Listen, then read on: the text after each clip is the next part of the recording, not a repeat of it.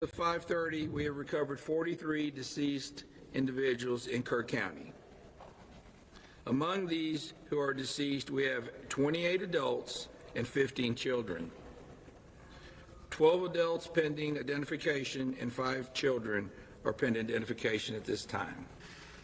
I tell you, the governor has assured us, along with the federal government, that we will have all the resources we need, and we do have that. We've got all the resources we need. We're in really good shape to keep going for several more days.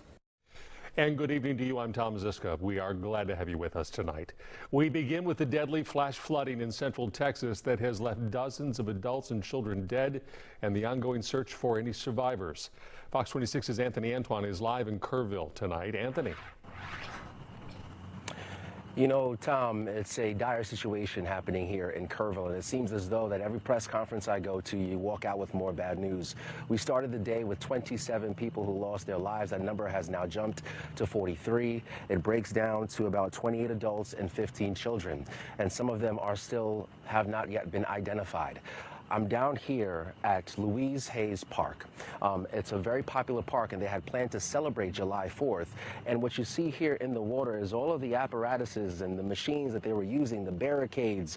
There's tents inside of these bushes. They're all inside of the river now because this park runs right alongside the Guadalupe River. And as it rose 26 feet in a matter of 45 minutes to an hour, it caused so much devastation and it flowed downstream. And we are all hoping for those 27 little girls from Camp Mystic. We are all hoping that they will be found and returned back to their families. And we weren't given any update on them specifically here today because they are still searching for them.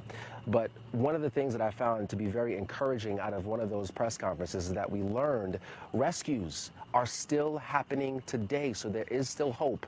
And listen to the city manager from Kerrville here earlier.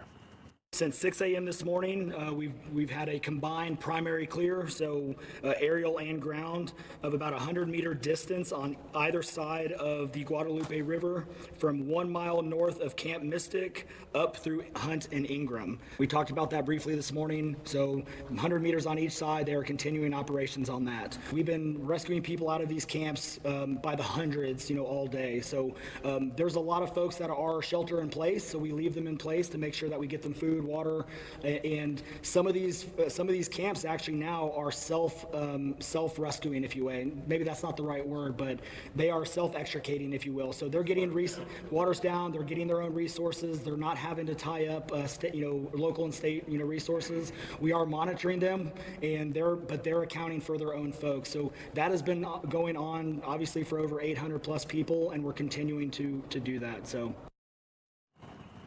And how amazing is that? That's the first time we actually heard that emergency first responders had located individuals but weren't able to get to them just yet. So they were able to give them food and water to sustain them until the water recedes. So now when you see the water receding, you get to see different scenes like this here at Louise Hayes Park. Now, there's a lot of conversation about what the National Weather Service got right, what they got wrong, what officials near and around the camp got right and got wrong. But today there were many officials from the federal government, from Kristi Noem, the Secretary of Homeland Security, to Senator Cornyn, and also Representative Chip Roy.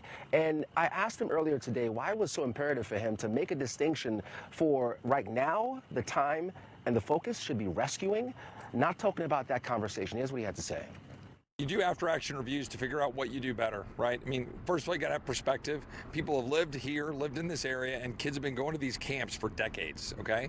So everybody kind of understands that. There was a flood in '87. There's been floods in the past.